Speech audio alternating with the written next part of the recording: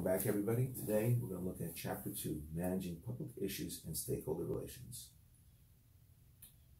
Chapter 2, Key Learning Objectives: Evaluating Public Issues and the Significance of Modern Corporation, applying available tools or techniques to scan an organization's multiple environments, describing the steps in the issue management process and determining how to make the process most effective, identifying who is responsible for managing public issues and the skills required to do so effectively, understanding how business can build collaborative relationships with stakeholders through engagement, dialogue, and network building, identifying the benefits of stakeholder engagement to the business firm. Slide 3, Public Issues. Public issue: any issue that is of mutual concern to an organization and one or more of its stakeholders. Stakeholder expectations: a mixture of people's opinions, attitudes, and beliefs about what constitutes reasonable business behavior. Slide 4, Public Issue Performance Expectations Gap. Discrepancy between what stakeholders expect and what an organization is actually doing. Important to identify emergent expectations as early as possible. Doing so can gain the company competitive advantage. Failure to understand stakeholder concerns and to respond appropriately will cause the performance expectation gap to grow. The larger the gap, the greater the risk of stakeholder backlash or missing a major business opportunity. We move on to slide 5, which is a figure 2.1, the performance expectation gap. Please look at it for yourselves. Slide 6, environmental analysis and intelligence. Environmental analysis, a method managers use to gather information about external issues and trends so that they can develop an organizational strategy that minimizes threats and takes advantage of new opportunities. Environmental intelligence, the acquisition of information gained from analyzing the multiple environments affecting organizations. We move on to slide 7.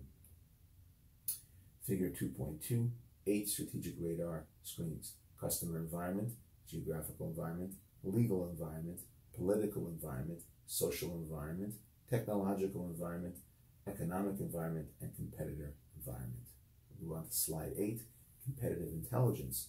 This is the systematic and continuous process of gathering, analyzing, and managing external information about the organization's competitors that can affect the organization's plans, decisions, and operations. There are numerous ethical issues which arise in acquisition and use of information gathered through competitive intelligence.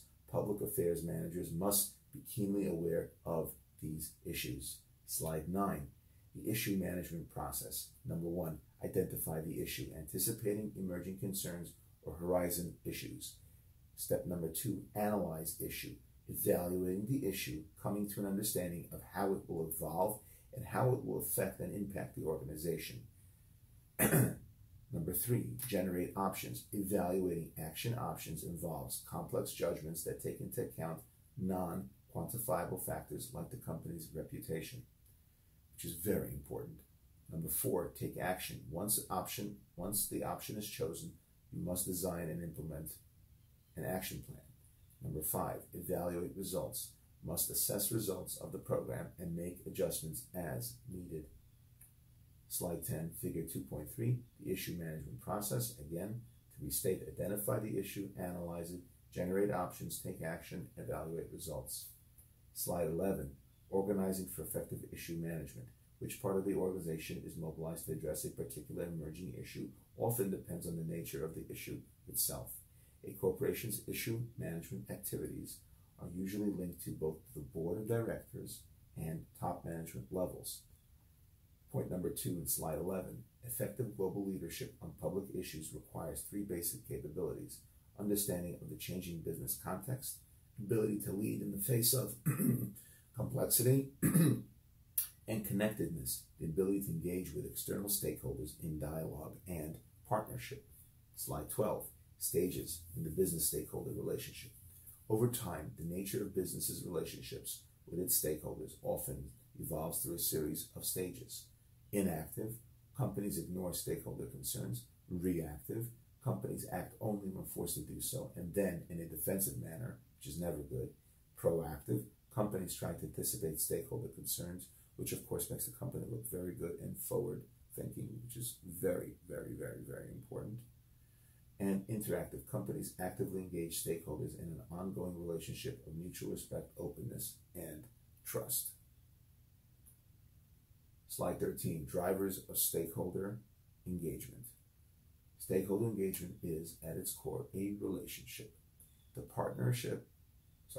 participation of a business organization and at least one stakeholder organization is necessary by definition to constitute engagement. Point number 3, the engagement is most likely when both the company and its stakeholders both have an urgent and important goal, the motivation to participate, and the organizational capacity to engage with one another. Slide 14, making engagement work effectively.